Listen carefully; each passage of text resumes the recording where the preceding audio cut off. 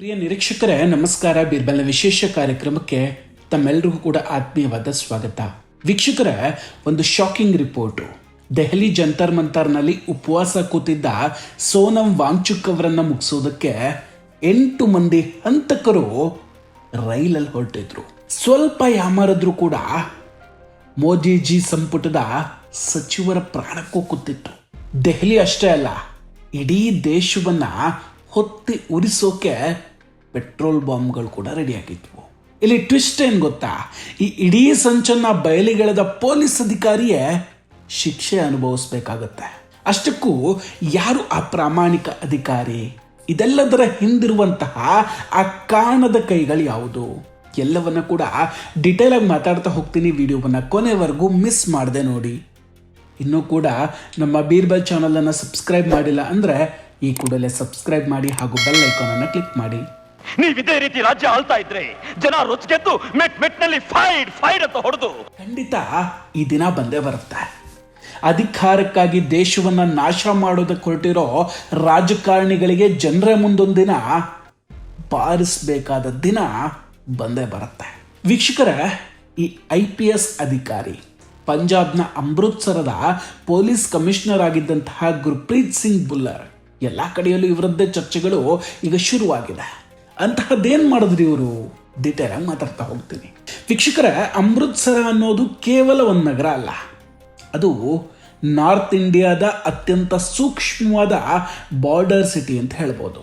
ISI ಚಟುವಟಿಕೆಗಳು ಇಲ್ಲಿ ಹೆಚ್ಚಾಗಿ ನಡೆಯುತ್ತೆ. ಇಂತಹ ನಗರದಲ್ಲಿ IPS ಅಧಿಕಾರಿ ಗುರ್ಪ್ರೀತ್ ಸಿಂಗ್ ಬುಲ್ಲರ್ ಅವರು ಒಂದು ಭಯೋತ್ಪಾದಕ ಮಾಡ್ಯೂಲ್ ಅನ್ನ ಪತ್ತೆ ಮಾಡ್ತಾರೆ. ಆಕ್ಚುಲಿ ಇದು ಅವರ ವೃತ್ತಿ ಜೀವನದಲ್ಲೇ ತುಂಬಾ ದೊಡ್ಡ ಸಾಧನೆ ಆಗಬೇಕಿತ್ತು. ಅಂತಹ ಪ್ರಕರಣ ಇದು. ज़्यादा इसमें स्पेशली जो पेट्रोल बम वाला जो मॉड्यूल है उसमें ज़्यादा जुबिनाइल हैं, और इसके अलावा जो जंतर मंतर पे धरना चल रहा था वहाँ भी ये जाके 8 लोग अपना ग्रुप, और वहाँ इनको लोकल एक मुहैया करवाई गई स्पोर्ट जैसे मटेरियल वगैरह, पेट्रोल बम्स वगैरह दिलवाए गए. वही पाक बेस्ड हैंडलर जो ISI का बंदा है लग रहा, उसी ने ये उनको वहाँ लोकल सपोर्ट और मटेरियल प्रोवाइड करवाया. बट किसी कारण ये अपना किसी एग्जीक्यूशन से में कामयाब नहीं हो पाए, तो जैसे ही ಅದರ ದುರಂತ ಏನಂದ್ರೆ ಅದೇ ಅವರಿಗೆ ಮುಳುವಾಗುತ್ತೆ. ಯಾಕಂದ್ರೆ ಅವ್ರು ಪತ್ತೆ ಹಚ್ಚಿದ ಗ್ಯಾಂಗ್ನ ಕೊಂಡಿಗಳು ನೇರವಾಗಿ ಒಂದು ಪಕ್ಷದವರೆಗೂ ತಲುಪಿಬಿಟ್ಟಿದ್ವು. ಇಲ್ಲಿ IPS ಅಧಿಕಾರಿ ಬುಲ್ಲರ್ ಒಂದು ಗ್ಯಾಂಗ್ ಅನ್ನ ಪತ್ತೆ ಮಾಡ್ತಾರೆ. ಆ ಗುಂಪಿನಲ್ಲಿ 15 ವರ್ಷದ ಬಾಲಕರು, ಅಂದ್ರೆ ಅಪ್ರಾಪ್ತ ವಯಸ್ಕರು ಕೂಡ ಇದ್ರು.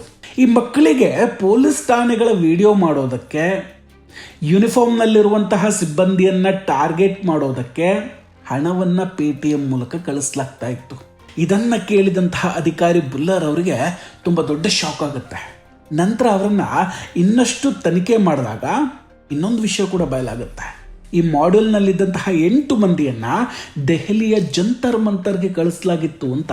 ಕೈಯಲ್ಲಿ ಪೆಟ್ರೋಲ್ ಬಾಂಬ್ಗಳನ್ನು ಕೂಡ ನೀಡಲಾಗಿತ್ತಂತೆ ಇವರಿಗೆ. ಆಘಾತಕಾರಿ ವಿಷಯ ಏನು ಗೊತ್ತಾ?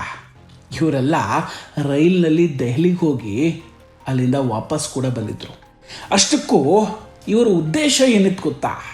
ಅಲ್ಲಿ ಪ್ರತಿಭಟನೆ ನಡೆಸ್ತಾ ಇದ್ದಂತಹ ಸೋನಂ ವಾಂಗ್ಚುಕ್ ಅಂತವರನ್ನ ಟಾರ್ಗೆಟ್ ಮಾಡೋದು, ಮೋದಿ ಸಂಪುಟದ ಮಂತ್ರಿಗಳನ್ನ ಗುರಿಯಾಗಿಸೋದು, ಜೊತೆಗೆ ಅಲ್ಲಿ ಹಿಂಸಾಚಾರವನ್ನು ನಡೆಸಿ ಇಡೀ ದೇಶದ ಗಮನ ಸೆಳೆಯೋದು. ಆದರೆ ಅದೃಷ್ಟವಶಾತ್ ಅವರ ಪ್ಲಾನ್ ಅಲ್ಲಿ ಸಕ್ಸಸ್ ಆಗಿರಲಿಲ್ಲ. ಅಂದ್ರೆ ಪ್ರತಿಭಟನೆ ಹೆಸರಲ್ಲಿ ಒಂದು ದೊಡ್ಡ ಸಂಚು ಇಲ್ಲಿ ರೆಡಿಯಾಗಿತ್ತು. ಇದೊಂಥರ ಕೇಜ್ರಿವಾಲ್ 2.0 ಮಾದರಿಯ ಪ್ರತಿಭಟನೆ ಅಂತ ಹೇಳ್ಬೋದು. ವೀಕ್ಷಕರ, 2014ರಲ್ಲಿ ರೈಲ್ ಭವನದ ಹತ್ತಿರ ಪ್ರತಿಭಟನೆಯನ್ನು ಮಾಡಿ ರಾಷ್ಟ್ರಪತಿ ಭವನ ಮತ್ತು ನಾರ್ತ್ ಬ್ಲಾಕ್ ಮೇಲೆ ದಾಳಿ ಮಾಡೋದಕ್ಕೆ ಪ್ರಯತ್ನ ಪಟ್ಟವರೇ ಇಲ್ಲೂ ಕೂಡ ತೆರೆಯ ಹಿಂದೆ ನಿಂತು ಆಟ ಆಡ್ತಿದ್ದಾರೆ. ಶಾಹೀನ್ ಬಾಗ್ ಆಗಿರಲಿ ಅಥವಾ ರೈತ ಪ್ರತಿಭಟನೆ ಆಗಿರಲಿ, ಇನ್ಪುಟ್ಗಳು ಒಂದೇ ಆಗಿದೆ. ಖಲಿಸ್ತಾನಿಗಳು, ಮಾವೋವಾದಿಗಳು, ಜಿಹಾದಿಗಳು ಮತ್ತು ISI. ಇದನ್ನ ಬುಲ್ಲರ್ ಅವರು ಪತ್ರಿಕಾಗೋಷ್ಠಿ ಮಾಡಿ ಹೇಳಿದಾಗ ಇಡೀ ದೇಶ ಬೆಚ್ಚಬಿದ್ದಿತ್ತು. ಅದರಲ್ಲೂ ಮಜಾ ಏನಂದ್ರೆ ಪಂಜಾಬ್ನಲ್ಲಿರೋದು ಆಪ್ ಸರ್ಕಾರ. ಯಾವಾಗ ತಮ್ಮದೇ ರಾಜ್ಯದ ಅಧಿಕಾರಿ ದೆಹಲಿ ಪ್ರತಿಭಟನೆಯಲ್ಲಿ ಇಂಥದ್ದೊಂದು ಪಿತೂರಿ ನಡೆದಿತ್ತು ಅನ್ನೋದನ್ನ ಬಯಲು ಮಾಡಿದ್ರೋ ಕೇಜ್ರಿವಾಲ್ ಅವ್ರಿಗೆ ತುಂಬ ಇರಸ್ಮುರಸಾಗ್ಬಿಡ್ತು. ಸೊ ಸತ್ಯವನ್ನ ಬಯಲು ಮಾಡಿದ್ದಕ್ಕೆ ಈ ಅಧಿಕಾರಿಗೆ ಸಿಕ್ಕಿದ್ದು ವರ್ಗಾವಣೆ. ಸರ್ಕಾರ ಯಾಕೆ ಬೆಚ್ಚು ಬಿದ್ದಿದೆ ಅಂದರೆ, ಬುಲ್ಲರ್ ಅವರು ಕೇವಲ ಒಂದು ಕ್ರೈಮನ್ನು ಇಲ್ಲಿ ಬಯಲಿಗಿಳಿಲಿಲ್ಲ, ಬದಲಾಗಿ ಸರ್ಕಾರದ ಕಳ್ಳಾಟವನ್ನೇ ಬಯಲಿಗಿಳಿತಾರೆ. ಯಾವುದೇ ರಾಷ್ಟ್ರಭಕ್ತ ಸರ್ಕಾರವಾಗಿದ್ರೂ ಕೂಡ ಬುಲ್ಲರ್ ಅಂತಹ ಅಧಿಕಾರಿಯವರಿಗೆ ಸನ್ಮಾನ ಮಾಡಬೇಕಿತ್ತು. ಆದರೆ ಇಲ್ಲಿ ಆಗಿದ್ದೇ ಬೇರೆ. ಪಂಜಾಬ್ ಸರ್ಕಾರ ಮೊದಲು ಈ ಸುದ್ದಿಯನ್ನ ಮರೆಮಾಚೋದಕ್ಕೆ ಪ್ರಯತ್ನ ಪಡುತ್ತೆ. ಆದರೆ ಯಾವಾಗ ವಿಷಯ ದೊಡ್ಡದಾಯ್ತೋ ಆ ಕೂಡಲೇ ಪಂಜಾಬ್ ಪೊಲೀಸ್ ಮೂಲಕ ಒಂದು ಸ್ಪಷ್ಟನೆಯನ್ನು ಕೂಡ ಕೊಡಲಾಗುತ್ತೆ.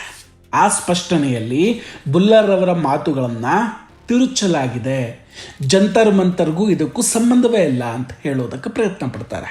ಬಟ್ ಸತ್ಯ ಏನಂದರೆ, ISI ಏಜೆಂಟ್ಗಳನ್ನು ಮತ್ತು ಆ ಸಂಚನ್ನು ರಕ್ಷಿಸೋದಕ್ಕೆ ಸರ್ಕಾರ ಇಲ್ಲಿ ಪ್ರಯತ್ನ ಪಡ್ತಿತ್ತು. ನೋಡಿ, ಇದು ಕೇವಲ ಆರೋಪ ಅಲ್ಲ, ಇದು ಕಟು ಸತ್ಯ. ಜಂತರ್ ಮಂತರ್ನಲ್ಲಿ ಪ್ರತಿಭಟನಾಕಾರರಿಗೆ ಕ್ಯಾಪ್ಟಗನ್ ಅನ್ನೋ ಡ್ರಗ್ಸ್ ಅನ್ನು ಹಂಚಲಾಗ್ತಾ ಇತ್ತು.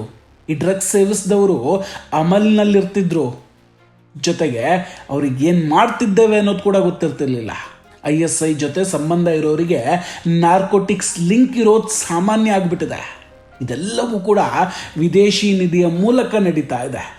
ಭಾರತವನ್ನು ಒಳಗಿನಿಂದ ಅಸ್ಥಿರಗೊಳಿಸೋದೇ ಇವರ ಮುಖ್ಯ ಉದ್ದೇಶ. ಅದಕ್ಕಾಗಿ ಅವರು ಗಡಿ ರಾಜ್ಯಗಳನ್ನು ಟಾರ್ಗೆಟ್ ಮಾಡ್ಕೊಂಡಿದ್ದಾರೆ. ಯಾಕಂದರೆ ಅಲ್ಲಿ ಗೊಂದಲ ಸೃಷ್ಟಿಯಾದರೆ ದೇಶದ ಭದ್ರತೆಗೆ ನೇರವಾಗಿ ಪೆಟ್ಟು ಬೀಳುತ್ತೆ. ಪ್ರಧಾನಮಂತ್ರಿಯವರನ್ನು ಫಿರೋಜ್ಪುರದಲ್ಲಿ ತಡೆಯೋದಕ್ಕೆ ಪ್ರಯತ್ನಿಸಿದ ನೆನಪಿದೆಯಾ? ಅದೆಲ್ಲವೂ ಕೂಡ ಇದೇ ಸಂಚಿನ ಭಾಗ. ಇಂತಹ ಶತ್ರುಗಳಿಗೆ ಒಳಗಿದ್ದೇ ಬೆಂಬಲ ಕೊಡೋರಿಗೆ ಯಾವುದ್ರಲ್ಲಿ ಬಾರಿಸ್ಬೇಕು ಹೇಳಿ?